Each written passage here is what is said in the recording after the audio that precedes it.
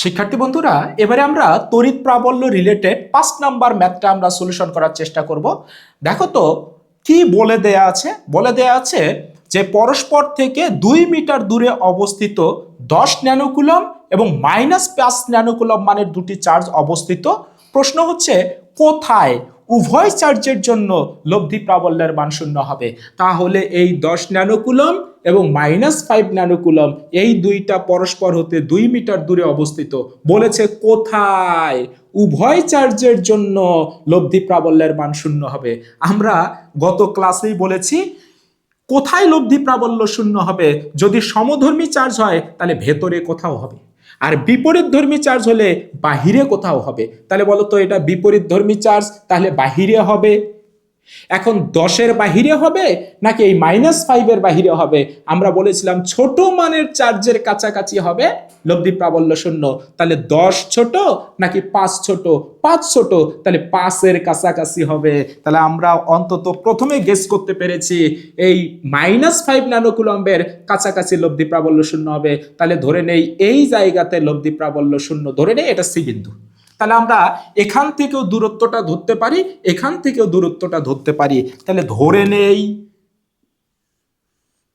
-5 nanocoulomb charge হতে x দূরত্বে উভয় চার্জের জন্য লব্ধি প্রাবল্য শূন্য হবে। তাহলে আমাকে x এর মান বের করতে হবে। x এর মান বের করে বলবো -5 ন্যানোকুলম চার্জ হতে x দূরত্বে সি বিন্দুতে লব্ধি প্রাবল্য শূন্য হবে। তাহলে বলো এইটুকু দূরত্ব যদি x হয় তাহলে এই 10-এর জন্য এই দূরত্বটা কত হবে? তাহলে এইটুকু 2 আর এইটুকু হচ্ছে x, তাহলে এই দূরত্বটুকু হবে 2 + x। ওকে, তাহলে এবারে আমরা প্রত্যেকটা চার্জের জন্য ওই সি বিন্দুতে প্রাবল্যের মান বের করে নেব, দিক দিয়ে নেব।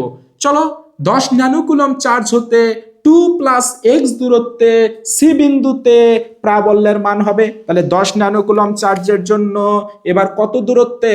2 + x দূরত্বে সি বিন্দুতে প্রাবল্যের মান হবে E1 নাম লিখেছি, এখানে x² এর জায়গায় হবে 2 + x, 2 + x, তারপর হোল স্কয়ার। ওকে, তাহলে এখানে হবে 2 + x, তারপর হোল স্কয়ার। এটার নাম দেই 1 নাম্বার সমীকরণ। তাহলে দিক কোন দিকে হবে বলতো? এইখানে আমাকে মনে মনে 1 কুলম ধনাত্মক চার্জ ধরে নিতে হবে, টেস্ট চার্জ। তাহলে এইটাও প্লাস, এইটাও প্লাস, এই 10 ন্যানোকুলম ওই প্লাস চার্জকে এই দিকে ঠেলবে। তাহলে দিক হবে E1 এর দিক হবে এই দিকে। ওকে, তাহলে মান বের করে নিয়েছি, দিক দিয়ে নিয়েছি। এবার বলো তো -5 ন্যানোকুলম চার্জের জন্য x দূরত্বে সি বিন্দুতেও একটি প্রাবল্যের মান আছে। তাহলে -5 ন্যানোকুলম চার্জের জন্য ওকে কত দূরত্বে? x দূরত্বে, x দূরে সি বিন্দুতে তড়িৎ প্রাবল্যের মান হবে 9 × 10⁹, নিচে হবে শুধু x²। ওকে, এটার নাম দেই 2 নাম্বার সমীকরণ। এবার দিক কোন দিকে হবে E2 এর? তাহলে এইখানে কলমটা ধরো, এটা প্লাস আর এটা মাইনাস, তোমাকে এই দিকে টানবে, তাহলে দিক হবে এই দিকে।